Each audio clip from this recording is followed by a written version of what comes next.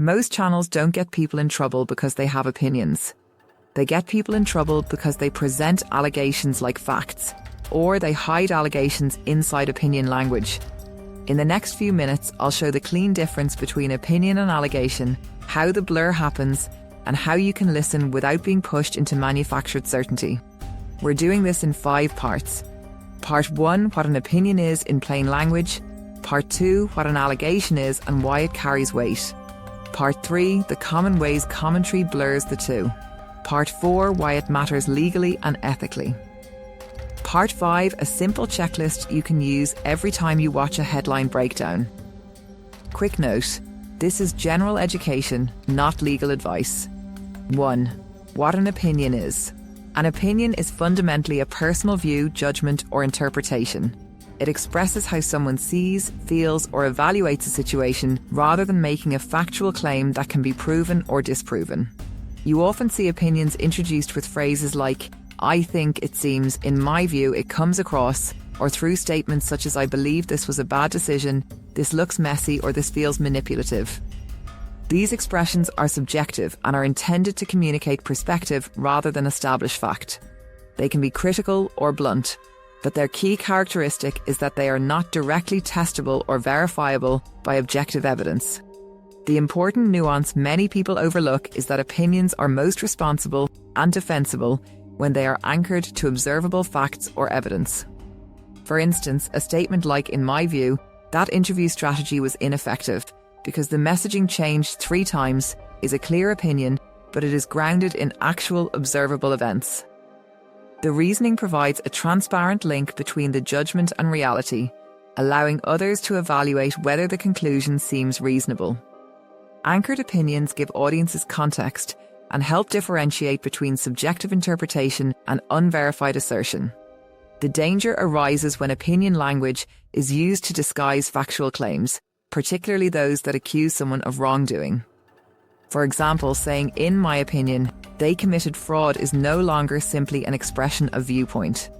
Even though it starts with, in my opinion, it asserts a specific wrongful act, something that could in principle be proven true or false. This kind of statement blurs the line between opinion and allegation, exposing the speaker or publisher to potential legal or reputational risk. The phrasing gives the illusion of subjectivity while smuggling in a claim that carries factual weight. Another subtle point is that opinion can sometimes be used rhetorically to influence perception. When opinions are repeated widely in media or social networks, they can begin to feel like fact to audiences, especially if they are framed authoritatively or tied to selective observations. Over time, repeated opinions that imply wrongdoing can shape public understanding, even when the factual basis is limited or unverified. This is why careful phrasing and anchoring to evidence are critical for responsible communication. The calm, guiding rule for distinguishing opinion from factual accusation is this: if a statement implies a specific wrongful act or misdeed, it is no longer merely an opinion, even if it begins with hedging words like I think or it seems. Opinion becomes robust, responsible, and defensible when it explains reasoning and is tied to observable events. It becomes risky and misleading when it is used to present unverified claims as personal judgment. Recognizing this distinction is essential for interpreting media commentary, understanding legal implications, and maintaining clarity between subjective evaluation and factual reporting. 2. What an allegation is. An allegation is a claim that something happened, not yet proven. It often sounds like, they did this, she lied, he faked it, they broke the law, they paid someone off, they staged something, they committed a crime, they abused the system. An allegation can be true, it can be false, but until it's proven with evidence, it remains a claim. And this is why it carries weight. Allegations trigger moral judgment fast. They turn a story into a verdict in people's minds. So we need to be precise. If you do not have a court finding, a verified document, a reliable on the record source, or direct evidence, then you don't have a proven fact. You have an allegation, a rumour, or an inference. That doesn't mean you can't discuss it. It means you must label it correctly, because the label protects your credibility. 3. How channels blur the two. This is the part that affects your niche directly, because royal coverage is full of commentary. Here are the most common blurring tricks. Trick 1 opinion wrappers around allegations. People say "I think" and then make a specific factual accusation. That is still an allegation, because the "I think" does not change the nature of the claim. Trick 2 questions that imply wrongdoing. Could this be fraud? Did they lie? Is this a scam? A question can function like an accusation, because many viewers remember the implication, not the uncertainty.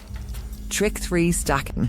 A channel repeats 3 weak claims back to back, and the audience feels like the pile becomes proof. Repetition is not evidence. Trick 4 anonymous authority. Sources say insiders claim people close to. That might be a lead, but it is not proof, and it is often used to inflate certainty. Trick 5 language upgrades. The original report says reported or alleged, then commentary retells it as confirmed or exposed. That is not analysis. That is escalation. And this is why so many viewers feel whiplash later. The truth did not change.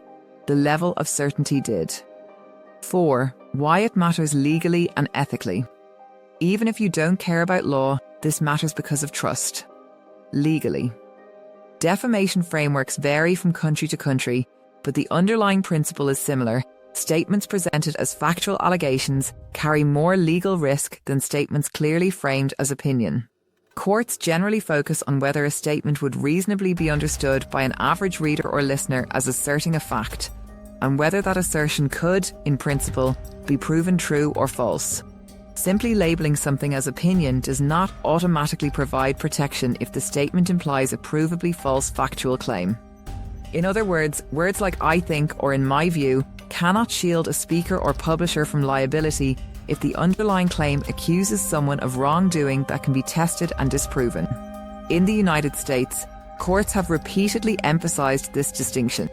Statements that appear to be subjective interpretation but imply a concrete, false fact may still be actionable, even if they begin with opinion language. This is why careful phrasing is so important.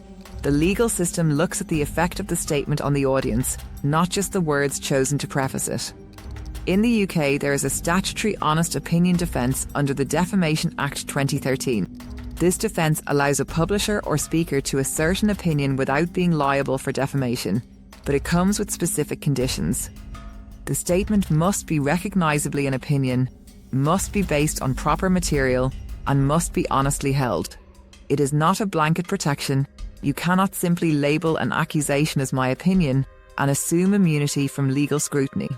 The calm takeaway from all of this is straightforward. The principle is not never speak or never offer a judgment. Rather, it is about being deliberate and accurate in how you frame your statements. Are you interpreting facts, providing analysis, or offering commentary? Or are you accusing someone of a concrete, verifiable wrongdoing?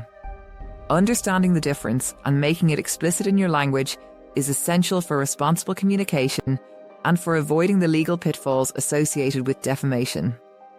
Clarity matters. Clearly framed opinions grounded in evidence are generally safe. Statements that imply specific, false facts carry risk. Your responsibility as a communicator is to know which category your statement falls into and to signal that honestly to your audience. Ethically. If you treat allegations as facts, you train your audience to stop caring about evidence. And once that happens, anything can be called true as long as it fits the mood, the narrative, or the bias of the moment. Rumours, half-truths, and outright lies start to feel just as valid as verified information. That is exactly how character assassination ecosystems thrive, feeding on assumptions, outrage, and incomplete stories. They survive in the chaos of attention and the absence of critical thinking. Your channel is doing the opposite. You are building a method.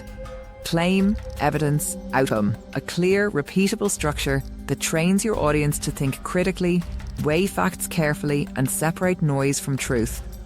That's how trust is earned, credibility is built, and real understanding is created. In a world full of noise, that kind of rigor is rare and powerful. 5. A simple viewer checklist. Here is the practical tool. Use it every time. Step 1. Label the sentence. Is it an opinion, an allegation, or a proven fact? Step 2. Ask one question. What would I need to see for this to be proven? A document, a court ruling, a named on the record source, a direct quote. Step 3. Watch the verbs. Claimed, alleged, reported, suggested means it is not proven. Proven, found, ruled means there is a formal outcome. Step 4. Separate the layers. Claim, evidence, outcome. Step 5. Be careful with certainty language. If a channel sounds 100% sure but can't show evidence, it's usually selling certainty, not truth. And here is a bonus rule that protects your peace. If the whole video is built on what someone seems like with no evidence, it's entertainment. Treat it as entertainment, not record. Opinion is interpretation and judgment. Allegation is a claim of wrongdoing or a claimed fact not yet proven. The confusion happens when people dress allegations as opinions or upgrade claims into certainty. So the method stays simple. Claim, evidence, outcome. If you want more calm media literacy breakdowns like this, subscribe and add the Headline Mechanics playlist, and comment one phrase you hear all the time that you want translated into clear categories: opinion, allegation, or proven fact.